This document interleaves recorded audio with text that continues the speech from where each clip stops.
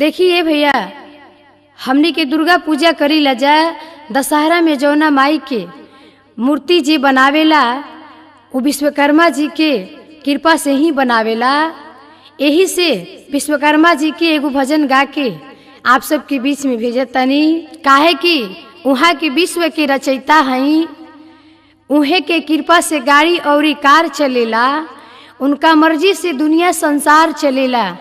और जितना ड्राइवर भाई सब बानी जा, जितना कंप्यूटर वाला भैया बानी जा, ये आप सब खातिर विश्वकर्मा जी के भजन स्पेशल जाता कि सुबह सुबह कोई भी भाई अपन गाड़ी चालू करी है, कोई भी भाई अपन कंप्यूटर चालू करी है, तो भजन के सुबह सुबह जरूर सुनब सबे।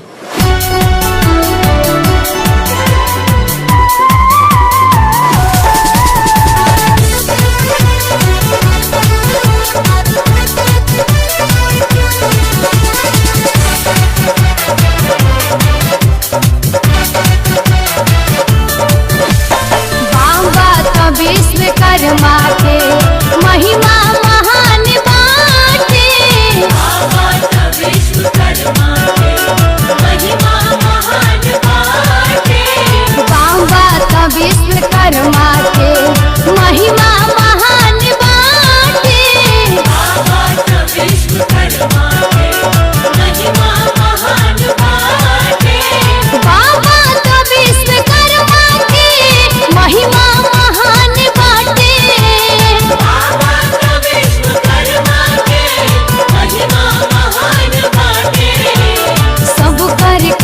सवारी ना सब कर कारज सवारी ना, बाबा विश्वकर्मा की सब कर कारज सवारी ना, सब कर कारज सवारी ना, जानत जहान बाटे, बाबा विश्वकर्मा के महिमा महान बाटे, बाबा विश्वकर्मा के।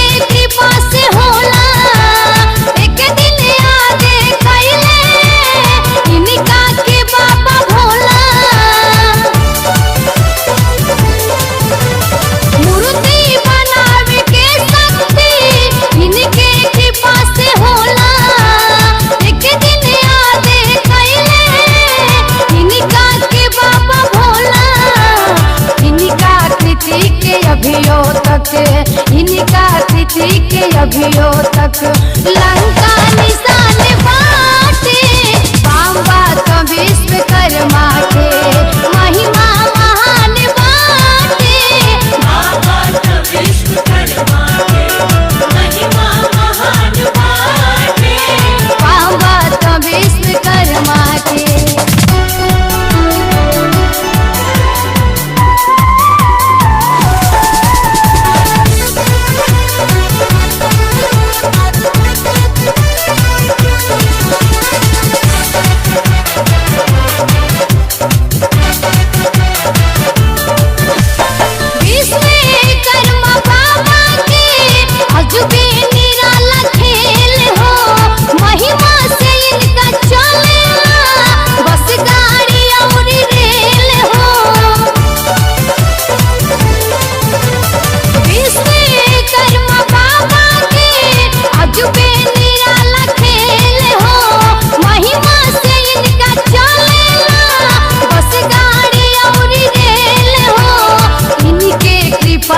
अंबर में इनके कृपा से अंबर में